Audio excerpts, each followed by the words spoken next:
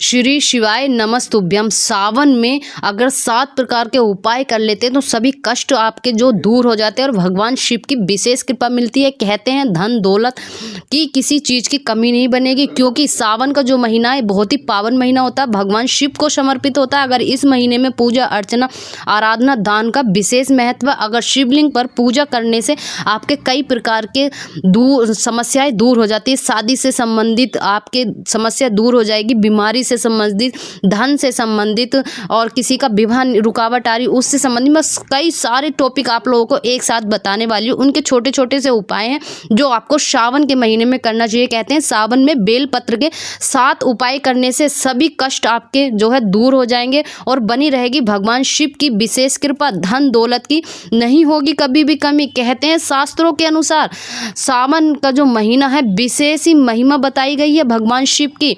तो जानने से पहले चैनल को सब्सक्राइब करें और वीडियो को लाइक करें। झलकदानी चैनल पर आपको सावन से संबंधित कई सारे उपाय जो मैं आप लोगों के साथ शेयर कर रही हूँ। इस महीने में बेलपत्र के विशेष उपायों से विवाह में देरी, शादी में दिक्कतें, आर्थिक तंगी और संतान सुख की कमी समेत जातक के सभी कष्ट जो है दूर हो जाते हैं। इनका उपाय मैं आप लोगों के साथ आज शेयर कर रही हूँ और बहुत ही रामबाण उपाय है। अगर सावन में आप कर लेते तो आपकी हर मनोकामना अवश्य पूरी होगी। सावन के दौरान भगवान भोलेनाथ की पूजा अर्चना करने का विशेष महत्व माना जाता है और आपने देखा भी होगा कि सभी लोग सावन का जो महीना है ये बहुत ही पावन महीना है। अगर किसी की कोई भी मनोकामना नहीं है फिर भी सावन के महीने में भगवान शिव की अर्चना आराधना करता है तो उसके जातक के सारे कष्ट दूर हो जाते हैं, किसी भी प्रकार की बाधा नहीं आती, राहु केतु शनि कुछ भी खराब नहीं होता। मात्र सावन के इस पवित्र महीने में भगवान शिव को बेल पत्र चढ़ाने से भक्त के सभी कष्ट जो हैं दूर हो जाते हैं।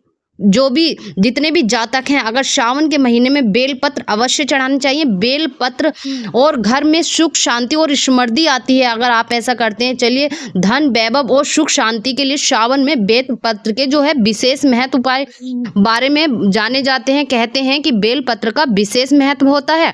अगर मनोकामना पूर्ति के उपाय, अगर आपकी कोई भी मनोकामना, हर किसी की मनोकामना होती है, इसके लिए उसके लिए A to Z बहुत सारी मनोकामनाएं होती हैं और हर एक इंसान चाहता है कि वो पूरी हो जाएं। तो मान्यता है कि शास्त्रों के अनुसार सोमवार के दिन भगवान शिव को 5 बेलपत्र चढ़ाएं, लेकिन बेलपत्र खंडित नहीं होनी चाहिए। 3 पत्ते वाली बेलपत्र होनी चाहिए, डंडे वाली। और शिवलिंग पर बेलपत्र चढ़ाते समय बिल्कुल भी खाली नहीं चढ़ानी चाहिए। हमें चंदन घिसकर उस पर तिलक लगाकर तब अर्पित करनी चाहिए भगवान शिवलिंग पर। लेकिन अगर आप ऐसा नहीं करते, चंदन अगर घिसने वाला मिल जाए तो बहुत ही उत्तम माना जाता है, नहीं तो आप जो उसका पेस्ट आता है वो भी मार्केट से अवेलेबल हो जाता है। लेकिन शिवलिंग पर दूध और शहद से अभिषेक करने से भोलेनाथ अति प्रसन्न होते हैं। कहते हैं किसी के पास कुछ ना हो लेकिन 1 लोटा जल से ही भगवान शिव जो है प्रसन्न हो जाते हैं। अगर दूध या शहद आप चढ़ाते हैं तो ये भी बहुत उत्तम माना जाता है। इस उपाय को करने से करीब 11 सोमवार करें और भगवान शिव की मनोकामना पूर्ति के लिए प्रार्थना करें। जब भी आप ये अभिषेक कर रहे हैं और भगवान शिव से प्रार्थना करते हैं और अभिषेक करते हैं तो आपकी 11 सोमवार अगर आप कर लीजिए या नित्य 11 दिन आप कर लीजिए तो आपकी हर कोई सी भी मनोकामना कैसी भी क्यों ना हो, भगवान आपकी सारी मनोकामनाएं पूरी करते हैं।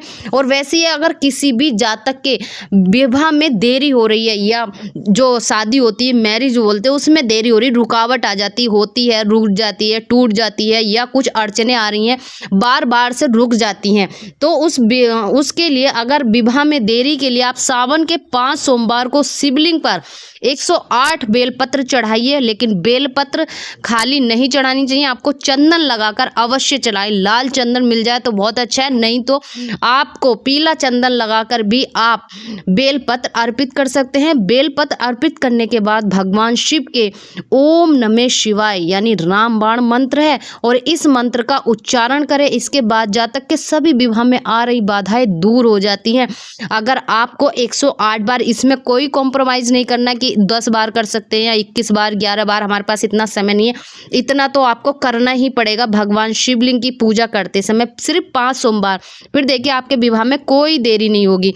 आते हैं कि धन लाभ के लिए, अगर आप चाहते हैं कि आप धनी बन जाएं, अमीर बन जाएं, और हर एक कोई चाहता है अमीर बनना, तो ऐसी कोई भी चीज़ नहीं है कि जो भगवान भोलेनाथ से मांगी जाए और वो आपको ना मिले। भगवान भोलेनाथ अपने सभी भक्तों को बड़ा ही प्रसन्न रखते हैं और बहुत ही कम और छोटी पूजा में मान जाते हैं, छोटे से उपाय से ही। तो धन के लिए आपको, अगर आप भी घर में फिजूल के खर्चों से परेशान हैं और घर में पैसा नहीं टिकता, तो सावन के सोमवार के दिन भगवान शिव को बेलपत्र चढ़ाइए और उन पत्रों पर जो पत्ते होते हैं उनको तिजोरी में भी रख सकते हैं। आप अपनी तिजोरी में अगर बेलपत्र रखते हैं, इससे उस उपाय करने से कभी भी धन की कमी नहीं होगी और ना ही आपके घर में दरिद्रता आएगी। आपको 5 बेलपत्र अपनी तिजोरी में अवश्य रखने हैं। सुख समृद्धि के उपाय, अगर सावन के महीने में घर में या बगीचे में बेलपत्र का पौधा लगाना बेहद ही शुभ माना जाता है। ऐसा करने से धन दौलत की कभी भी कमी नहीं रहती और माँ लक्ष्मी हमेशा मेहरबान रहती है। आपके घर में माँ लक्ष्मी खींची चली आती हैं। आर्थिक संकट से जो मुक्ति चाहते हो, अगर आपके घर में आर्थिक जो संकट है वो उससे परेशान हो, तो आपको सावन के सोमवार को भगवान शिव की विधि विधान से पूजा करें और उन्हें बेलपत्र अर्पित करें।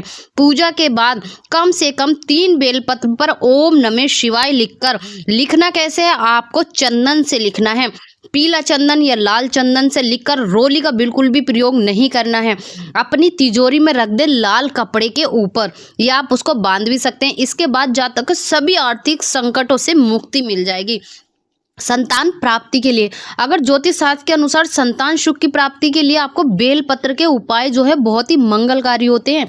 इसके लिए आपको अपनी आयु के जितने बेलपत्र एकत्रित कर लें, जितनी भी आपकी आयु है, उसको गाय के दूध में डुबो दें, यानी भिगोने हैं दूध करके। पूजा के समय भोलेनाथ को यह बेलपत्र अर्पित करें।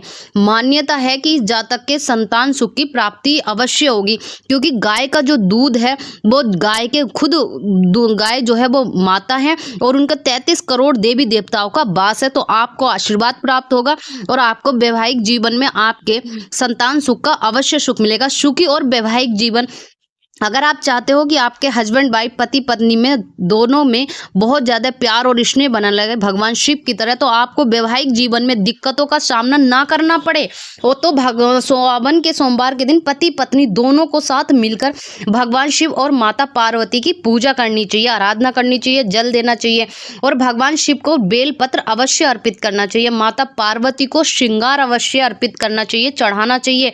इसके बाद आपके वैवाहिक जीवन में खुशी आएंगी। आपको जो भी महिलाएं जो हैं बिना उसके भी सावन के भी अगर वो जीवन में नित्य ही अगर दोनों पति पत्नी मिलकर पूजा करते हैं, तो वो उनका जीवन बहुत ही अच्छा और सुख में व्यतीत होता है। महिलाओं को कभी भी गीले बाल से या बिना श्रृंगार के माता पार्वती और भगवान शिव की पूजा नहीं करनी चाहिए। अगर आप ऐसा करते हो तो आपकी पूजा मान्यता नहीं है। अगर पति पत्नी दोनों ही मिलकर नित्य ही भगवान की पूजा अर्चना करते हैं तो बहुत ही अच्छा, नहीं कर सकते तो सावन का जो महीना बड़ा ही पवित्र माना जाता है। इस महीने में आपको नित्य ही भगवान शिव और माता पार्वती की पूजा अर्चना करनी चाहिए। अगर आप करते हैं तो आपको वैवाहिक जीवन में बहुत सारे सुखों की प्राप्ति होगी। और ये जानकारी जो भी हैं इस बात पर आपका दावा नहीं कर सकते कि ये पूर्णतः सत्य हैं, क्योंकि सटीक हैं। आप इन्हें पहले किसी से भी पंडित, ब्राह्मण या किसी भी संबंधित से पूछ के इसकी सलाह ले सकते हैं। और अगर आप करते हैं, लेकिन ये सत्य है, रामबाण उपाय है, अगर आप करेंगे तो आप अपने जीवन में सुख पाएंगे। श्री शिवाय नमस्ते।